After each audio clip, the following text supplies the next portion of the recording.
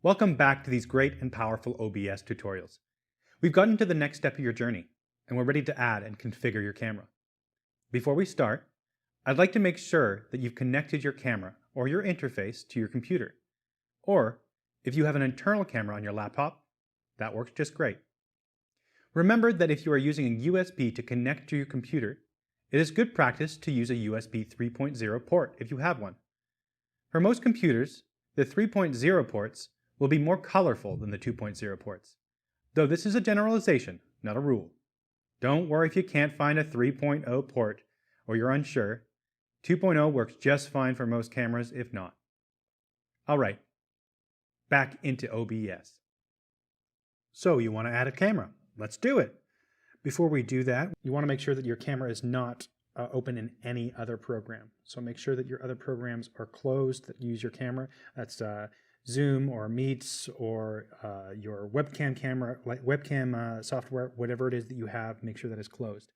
We're going to go down to Sources, right over here. Click the plus icon, right over there. Click Video Capture Device. There we are. I'm going to call mine LifeCam.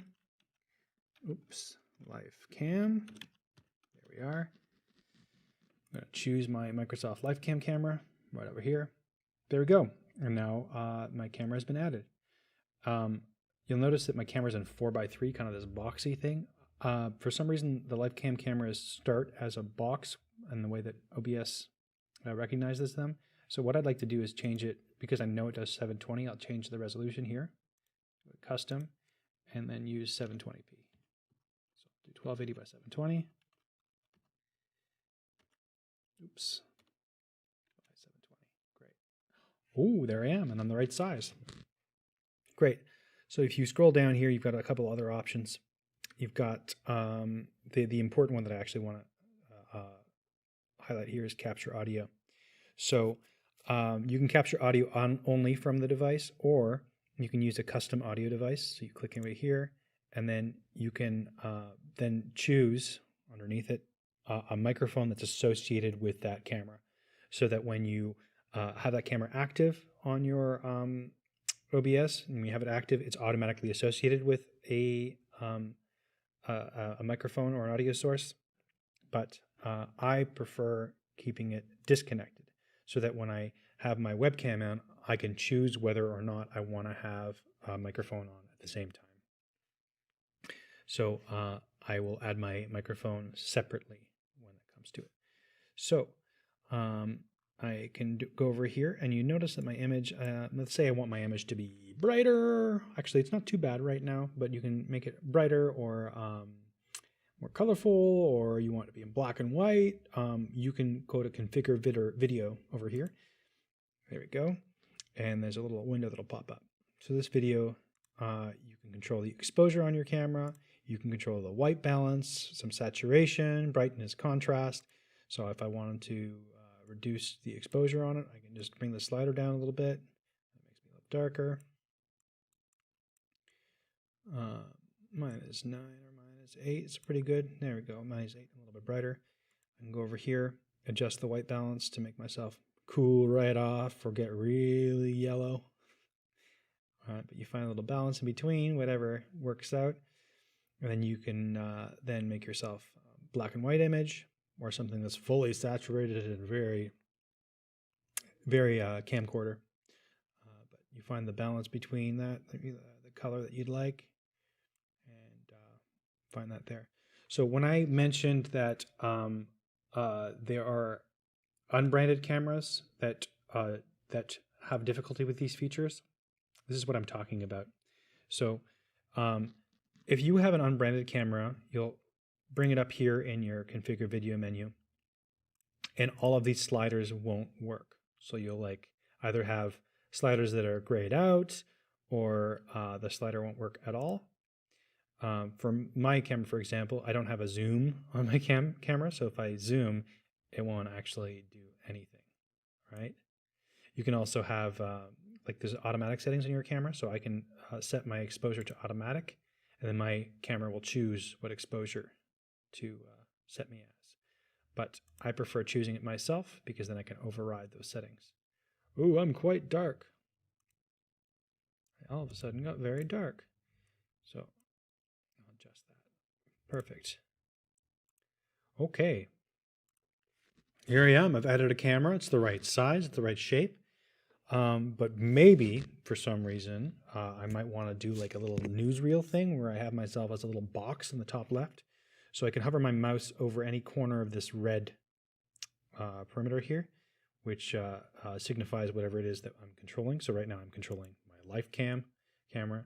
So I can just grab that and drag it. So I can move that into the corner. So I've got it in the corner here. Now I'm a smaller image, but I still kind of like it to look like a box, like from the news. So I can hold down the Alt button and crop it. So I hold down Alt, wait for the arrows to pop up, and then I can shorten one side and or the other. And now I'm a little box. I'm a little box. And I can put myself over here. Great. What I did just there is hover my mouse over any part of the image, hold on to it, and then you can drag it and move it around.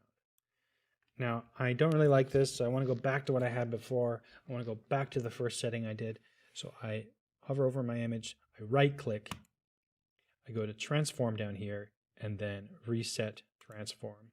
Boom! I'm back to the way I was before, which is the camera at 1280 by 720. Then I take this, I can make it smaller again, and I can right-click and transform in different ways. So I can go here and go to the Edit Transform button right there. And that allows you to position it very precisely by amount of pixels. You can also rotate your image. So I can rotate it, let's say, 70 degrees. So now I'm that way. Oh, I'm all the way over here. I can do 180 to flip. Whoop. I've lost myself. It's just easier if I leave that. Close over here. I can transform. I can rotate 90. Or I can go back to the way I was and reset my transform.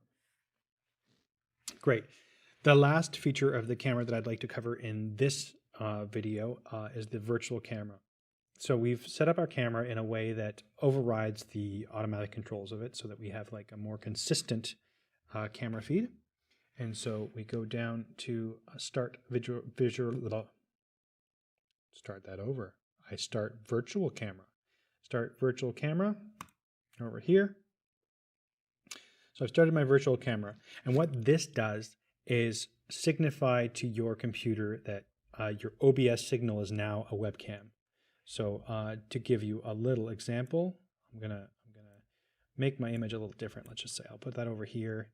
And I'll add myself, I'll show you how to do this in the next video, but I'll do this, I'll add myself an image really quickly. Pictures, let's see, there we go. There we go. Okay, so I want this to be my new webcam image, okay? So I can go then over to my Zoom, which I think I have open here. There we go, Zoom. I go to my video settings, and here I am. So I've chosen the OBS virtual camera. I can try to find my webcam, but since it's being used by OBS, it won't find it.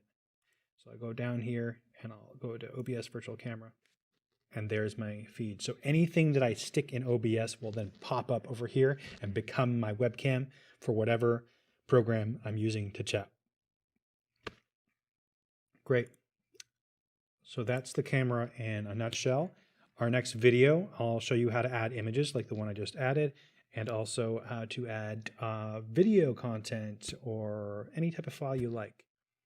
Thanks so much, and I'll see you soon.